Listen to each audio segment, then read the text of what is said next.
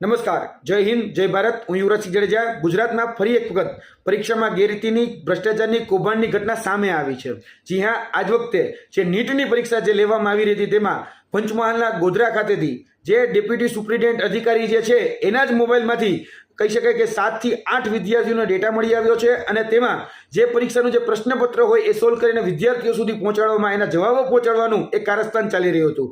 અને લગભગ એમાં જોવા જઈએ તો 10 જેટલા વિદ્યાર્થીઓ પાસેથી 10 લાખ રૂપિયા જેટલી ઉઘરાણી એમાં કરવામાં આવતી હોય એ પ્રકારની વોટ્સએપ ચેટમાં વાત પણ મળી આવી છે. અને 7 લાખ રૂપિયા જેટલી રોકડ રકમ એ જે તે અધિકારી ત્યાં ઉપસ્થિત હતા તેની ગાડીમાંથી જ મળી આવી છે. અને આ પ્રકારની મોડસ ઓપરેન્ડી એ ગુજરાતમાં નવી નથી. આ જ પ્રકારની મોડસ ઓપરેન્ડી ગુજરાતમાં ભૂતકાળમાં પણ બની ચૂકી છે. એમાં ફોરેસ્ટ વિભાગની ફોરેસ્ટ બીટગાર્ડનું પેપર હોય કે જુનિયર ક્લાર્કનું પેપર હોય તેમાં પણ આ જ પ્રકારની મોડસ ઓપરેન્ડી જે છે એ શિક્ષકના માધ્યમથી હોય કે ત્યાં કહી શકાય કે